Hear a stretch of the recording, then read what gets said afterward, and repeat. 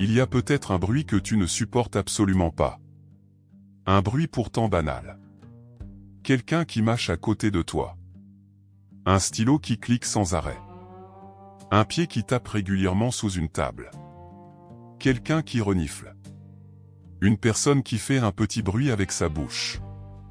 Pour la plupart des gens, c'est simplement un bruit. Ils l'entendent quelques secondes, puis leur cerveau passe à autre chose. Mais chez certaines personnes, c'est différent. Le bruit arrive. Et quelque chose se déclenche immédiatement. Au début, tu essaies de l'ignorer. Tu continues ce que tu fais. Puis le bruit recommence. Encore. Et encore. Et sans vraiment t'en rendre compte, tu ne fais plus attention à la conversation. Tu n'écoutes plus ce qui se passe autour de toi. Tu n'entends plus que ce bruit. Et plus tu essaies de ne pas l'entendre, plus tu sembles l'entendre. Ton corps peut commencer à se tendre. Tu ressens de l'irritation. Parfois même une véritable montée de colère ou de dégoût. Et pourtant, si quelqu'un te demandait « Mais qu'est-ce qu'il y a de si grave ?» Tu aurais peut-être du mal à l'expliquer. Parce que tu sais très bien que ce n'est qu'un petit bruit. La personne qui le fait ne cherche probablement même pas à t'énerver.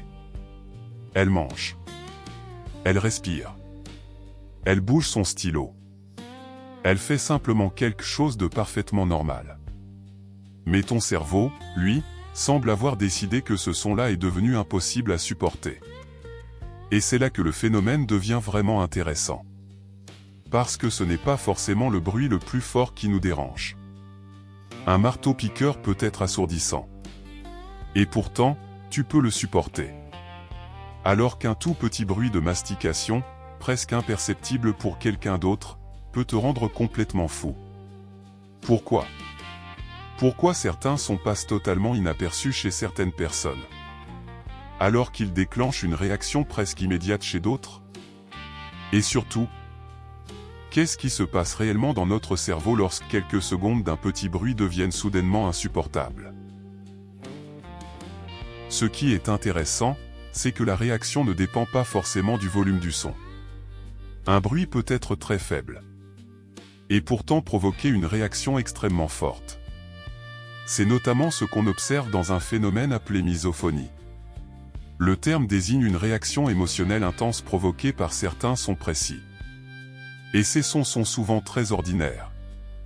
Quelqu'un qui mâche, qui renifle, qui tousse légèrement, qui tapote avec ses doigts, ou qui fait claquer un stylo. Pour une personne qui n'est pas concernée, ces sons sont presque insignifiants. Mais pour quelqu'un qui y est particulièrement sensible, ils peuvent provoquer immédiatement une réaction comme l'irritation, la colère, le dégoût ou une forte tension. Et c'est là que les choses deviennent intéressantes.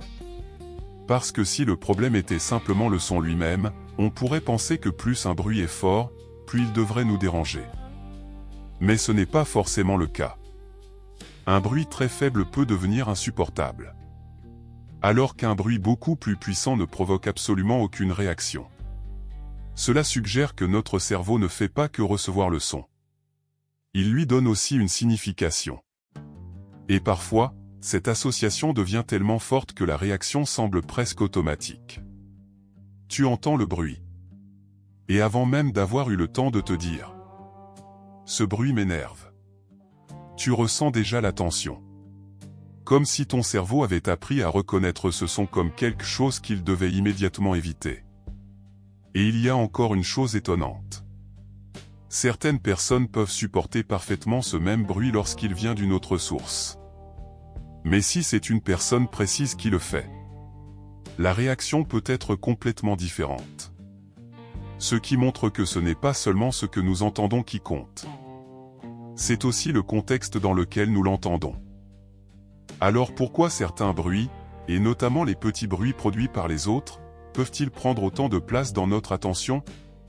C'est ce qui devient vraiment intéressant lorsqu'on regarde comment notre cerveau sélectionne ce qu'il décide d'écouter. Le problème, c'est que notre cerveau est constamment en train de filtrer les sons qui nous entourent. Il y en a des dizaines, voire des centaines, autour de nous. Une voiture passe. Une horloge fait tic-tac. Quelqu'un parle. Un appareil fonctionne. Et pourtant, nous n'avons pas conscience de la plupart de ces sons. Notre cerveau décide en permanence lesquels méritent notre attention. Mais avec certains petits bruits, ce filtre peut sembler disparaître. Tu entends une personne mâcher. Tu essaies de continuer ta conversation. Mais quelques secondes plus tard, tu l'entends encore. Alors ton attention revient dessus. Puis encore. Et encore. Et plus tu le remarques, plus ton cerveau semble lui accorder de l'importance. C'est un peu comme lorsqu'on te dit « Ne pense surtout pas à une mouche ». Évidemment, tu commences immédiatement à penser à une mouche. Avec un bruit agaçant, quelque chose de similaire peut se produire. Tu voudrais ne plus l'entendre. Mais pour vérifier que tu ne l'entends plus, ton cerveau doit continuer à surveiller le bruit. Et cette surveillance peut justement le maintenir au premier plan. C'est particulièrement vrai avec les sons répétitifs. Un seul petit bruit peut être supportable. Mais lorsqu'il revient toutes les quelques secondes, il devient beaucoup plus difficile de l'ignorer. Et il y a une autre particularité. Les sons qui déclenchent ces réactions sont souvent liés au corps humain. La mastication, la respiration, le reniflement, la déglutition. Des sons très simples, mais extrêmement faciles à reconnaître. Et parfois, leur caractère répétitif donne l'impression qu'ils envahissent complètement notre attention. Alors le bruit n'est plus simplement quelque chose que nous entendons. Il devient quelque chose que nous attendons. Tu sais qu'il va revenir. Tu attends presque le prochain. Et lorsqu'il arrive, la réaction recommence. C'est là que le cerveau peut entrer dans une sorte de cercle. J'entends le bruit, je me concentre dessus, je l'attends, je le remarque encore davantage. Et plus ce cercle se répète, plus le bruit peut devenir difficile à supporter. Mais il reste une question. Pourquoi cette réaction peut-elle parfois être aussi forte? Pourquoi un simple petit bruit peut-il provoquer une émotion qui semble complètement disproportionnée par rapport à ce que l'on entend? Et là, on touche à la partie la plus étrange du phénomène. Le plus étonnant, c'est que la réaction ne reste pas toujours au niveau de l'oreille. Pour certaines personnes, entendre ce petit bruit peut provoquer presque instantanément une émotion. De l'irritation, du dégoût, de la colère. Une envie très forte de s'éloigner. Et parfois, cette réaction arrive tellement rapidement que la personne n'a même pas le temps de réfléchir. Elle entend le bruit. Et son corps réagit. C'est comme si le cerveau avait appris à associer ce son à quelque chose de négatif. Et plus cette association est forte, plus la réaction peut devenir automatique. C'est aussi pour cela qu'une personne peut savoir parfaitement que sa réaction semble excessive, sans réussir pour autant à la contrôler. Elle peut se dire « Je sais bien que ce n'est qu'une personne qui mange ». Mais savoir cela ne suffit pas forcément à faire disparaître la réaction.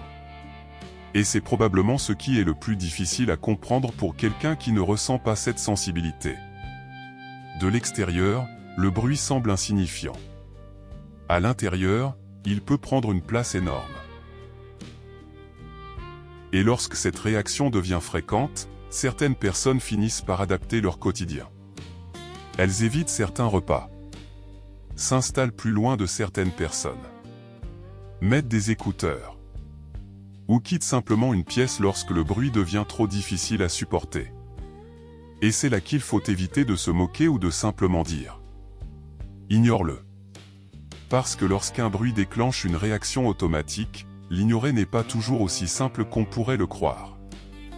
Nous ne contrôlons pas toujours les premières réactions de notre cerveau. Mais comprendre ce qui se passe peut déjà permettre de prendre un peu de recul. Alors la prochaine fois qu'un petit bruit vous agace énormément, demandez-vous simplement: est-ce vraiment le bruit qui est insupportable? Ou est-ce la manière dont mon cerveau a appris à y réagir? Parce qu'au fond, ce phénomène nous rappelle quelque chose d'assez fascinant.